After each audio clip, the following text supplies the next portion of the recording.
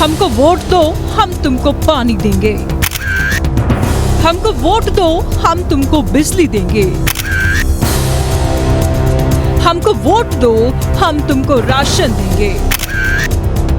यहाँ पर दूर दूर तक और एकदम छोटे बच्चे पढ़ने वाले तो इसको इमीडिएट अगर सर्वे। अरे बस कीजिए जनाब, गले में दर्द हो जाएगा, क्योंकि इस जुमले को सुनते सुनते कई पीढ़ियां निकल गई, पर ना पानी मिला न बिजली, और ये चेहरे बता रहे हैं कि इन्हें राशन भी नसीब नहीं हुआ है। जी हाँ, ये तस्वीर है सिमडेगा के बेलाटोली गांव की।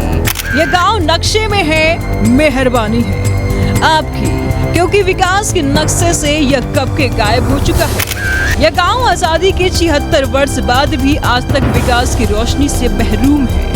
इस गांव तक जाने के लिए कोई सड़क नहीं, ये आंखें सड़क की राह ताक रही हैं। आधी उम्र निकल गई, कम से कम अब तो हमारे बच्चों के लिए डगर बन जाए। भी नहीं है, चापाकल भी नहीं है, और चापाकल में टंकी लगा हुआ है लेकिन टंकी टूटल है, हम लोग को दूसरा टंकी चाहिए, और बिजली नहीं है। खेत में बना हुआ है, वो भी बारिश आती है तो पानी मतलब बाहर से घुस जाती है, पीने में दिक्कत होती है। वो उधर जाते हैं धूप में, वो डैम है वो किनारे जाते हैं और वहाँ से लेके आते हैं।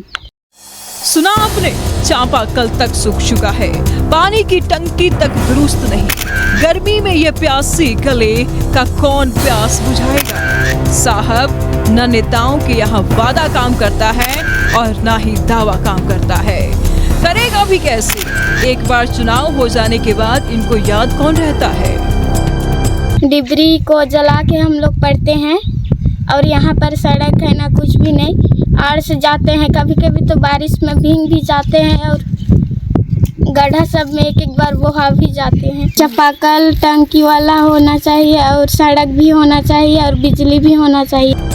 और सुनिए, अगर कोई बीमार पड़ जाए तो एम्बुलेंस तक नहीं, परिजन मरीज को खटिया पर ढो ढो कर ले जाते हैं, और हॉस्पिटल ले जाते मरीज दम तोड़ देता है। बच्चे पक्की सड़क क्या होता है, इस बात से वो अनजान है। स्कूल की जाने के लिए पगडंडिया ही सहारा एकमात्र है। ऐसा नहीं है कि गांव वालों ने शासन प्रशासन की दरवाजा नहीं खटखटाया होगा, बहुत खटखटाया, पर साहब इन गरीबों को सुनता कौन है। यहाँ हम लोग को रोड चाहिए, बिजली चाहिए, और पानी का सबसे जरूरी है। हम लोग इतना तीनों चीज़, इसलिए कि बच्चों का बिजली के लिए पढ़ाई के लिए बहुत तकलीफ हो रहा है। बिजली बिना यहाँ बच्चे लोग पढ़ाई नहीं कर पा रहे हैं। कांग्रेस नेता दिलीप तिर्की को जब गांव की हालत की जानकारी मिली तो ग्रामीणों से मुखातिब हुए और गांव तक विकास की रोशनी पहुंचाने का आश्वासन दिया। फिर एक आश्वासन। बिजली के कार्यपालक अभियंता से हमने बात किया है, उन्होंने कहा है कि जल्द से जल्द इसका निवारण कराएंगे, लेकिन देखना यह है कि वो कब तक करते हैं। और जिला प्रशासन को, यहाँ के उपायुक्त महोदय को, जिस डिपार्टमेंट से जो गड़बड़ियाँ हैं, पीएचडी विभाग हो या फिर कुछ भी, इन लोगों को शर्म आनी चाहिए। ऐसे जगहों को देख करके उन्हें ये होना चाहिए कि वो अपनी कुर्सी पर किस लिए बैठे हैं। ये बेलाटोली जो है, ये लापता गंज बना हुआ है सिमडेगा जिला प्रशासन के लिए, झारखंड सरकार के लिए, भारत सरकार के लिए। अगर उनकी नज़र आज तक यहाँ पड़ गई होती तो आज इसका भी विकास हो गया रहता। जब तक इस तरह के टोलों का विकास नहीं होगा, तब तक हम आज़ादी के अमृत महोत्सव मनाने के काबिल नहीं होंगे।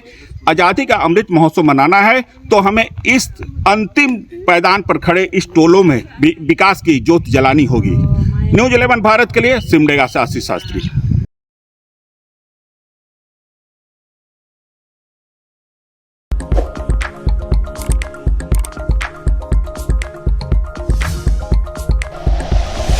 Like and share videos, subscribe करें हमारा चैनल और प्रेस करें बेल आइकॉन। न्यूज़ 11 भारत, सच है तो दिखेगा।